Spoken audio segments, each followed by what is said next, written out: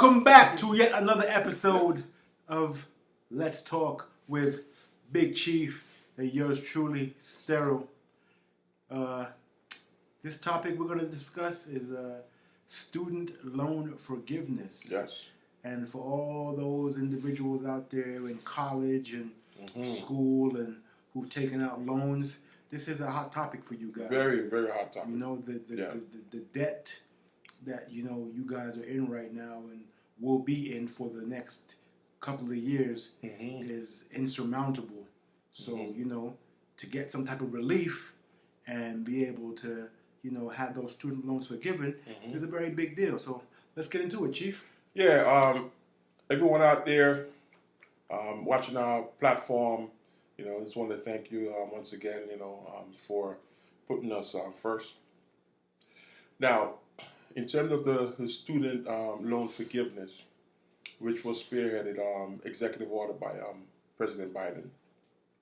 Now, it was an executive order that was handed down by Biden to assist individuals that have outstanding student loans. We all know over the years, like, college tuition has increased exponentially. Exponentially, right? And back in the days, you were able to, your parents was able to pay for your college, right? Or set aside a certain amount of funds and pay for your college tuition to give you that relief so you don't have to stress and be so damn depressed because you have to pay for these college tuition. Now, things that's changing, which is so expensive to attend even the basic public institution. Forget about private, like a public institution, you know, public universities, colleges, in which the parents have to take out loans, the student have to take out loans, and this is separate from the amount that if you're able to get like Pell Grants or FAFSA, that doesn't cover it, right? They're still giving out Pell Grants? Yeah. Wow. And in terms of once you finish, if you finish college, once you finish college and have your degree and you move on to your young professional life, that loan still stays with you. And from what was recently, there was a survey to state that individuals even in their mid-50s, close to 60s, they're still repaying college loans. How could that be? That's crazy. Like, you have to, you're competing against, okay, so you in your professional life, you have kids, right? You have maybe have a car and a house and expenses or what have you, and plus you're still paying your college fees from the tuition that you owe. Like, no wonder people in America stress. I mean, it's a real issue, man, you know? I mean, wasn't there like a time in New York where they were affording you to, you know, get certain monies if you went to school in New York? I mean, are they still doing that? No. Wow. There's no fundings behind it. But I know in New York, if you go to a community college, they will pay your community college tuition if you go on a full-time basis and finish within a certain time period, which is a great move. Yeah, that's a good thing, you know, because community college, you know, as a former, you know, member of Bronx community. Likewise, me too. In the early 90s, you know. I mean, that's a good thing, man, but it seems like at the end of the day, this debt forgiveness, I mean, they have the ability to do it. They have. Of course they can. Because how much money are they giving to Ukraine right now?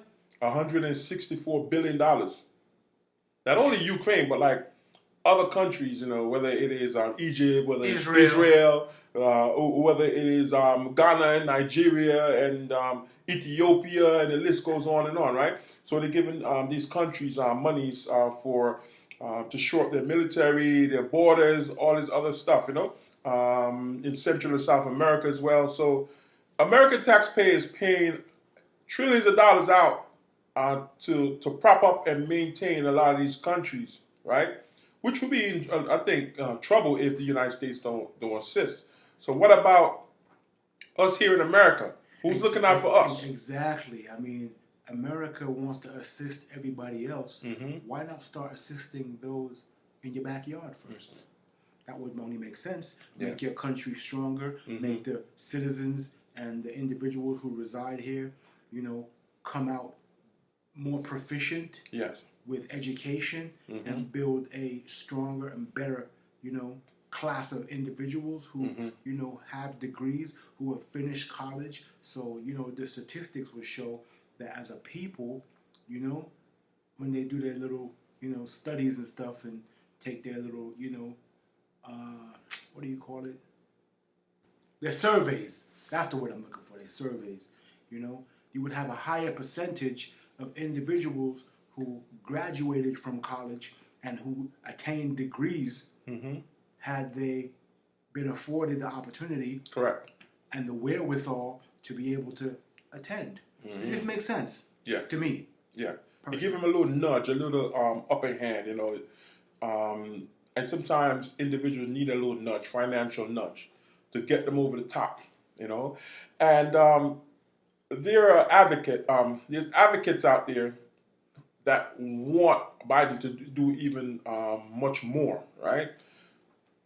Now, the Republicans are against it because basically it's saying that, hey, you know, what about the individuals that went to college, worked hard after they graduated, and pay off their college tuition? No one assisted them. They did the right thing, right?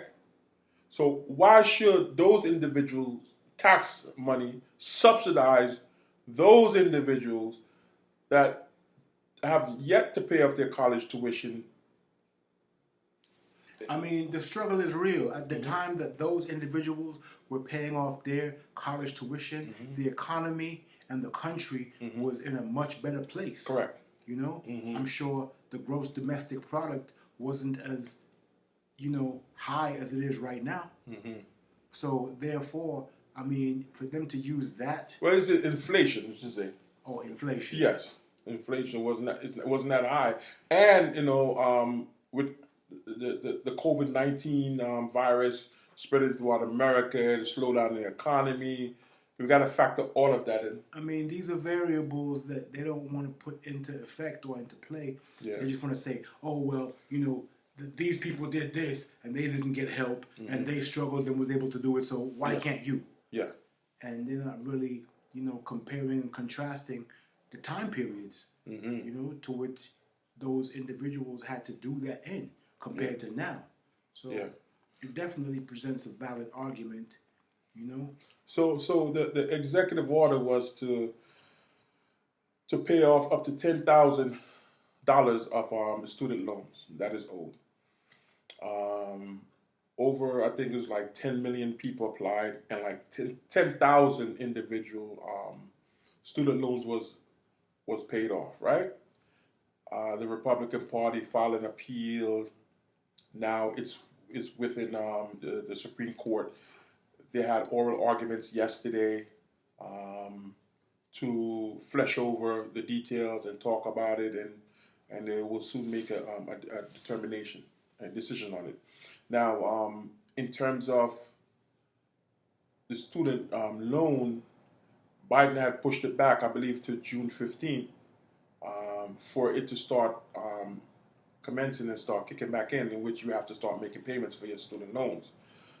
So with that being said, hopefully once a decision is made, if the decision is favorable towards Biden and his executive order, that means that those $10,000 will be paid. And it's a major relief for a lot of people that owe money for the student loan, because it would take a burden off their back. You know? To a degree, because if they're only going to pay $10,000 of a portion of the tuition, yeah, how many more thousands of dollars is the individual responsible for? Yeah, But there's individuals out there that maybe owe like, 8,000, 9,000. That would definitely be beneficial for them. At least they know that that's one bill they don't have to pay. That one bill they're able to maybe pay for their children, tutoring program. You can't read that well, or you got dyslexia, or you got issue with math. You're able to pay for that. It help out. Pay a bill, light bill, gas bill, whatever. With minuscule amounts like that, but what about those who are, in the hawk or in the red for, $70, $80, $90, $100,000? Yeah. And that's the reason why the Democrats are saying that Biden should do a little bit more. But I think what happens is that Biden, I think, is testing the waters to see where it goes, and that's just a figure. He probably say, let's try 10,000 and see what happens. If it's a favorable decision and the Supreme Court basically rule on it, interpret the law and say, okay, it's okay, then maybe, who knows, maybe during the election he probably say, I want to forgive $50,000 or $100,000. I mean, you know what? They have so much money in surplus that they can afford to do that. Yes. How much, like I said, are they giving to all these foreign countries correct, in aid for various things, but don't want to, build up the nation that they reside in and govern? Yeah, that's just true. Ludicrous to me, man. I think we definitely need to start looking out for American families, right? But we know there's going to be opposition, because if the Democrats make a determination and make a stance on one side on this policy, then you're going to have pushback from the Republicans. When the Republicans are in office, they're going to have they come out with certain policies. The Democrats are going to push them back out. They will push back. So how do we meet in the middle? You know what I say? It's politics as usual. Yeah. Yeah. And we'll see how it plays out. We definitely need middle ground, though. Of course. Because it seems as if since the past maybe like 15, 20 years, there is no middle ground in America anymore. It's either the left side or the right side. You either have or you have not. It's either you do not have or you pull yourself up by the bootstrap according to certain political ideology.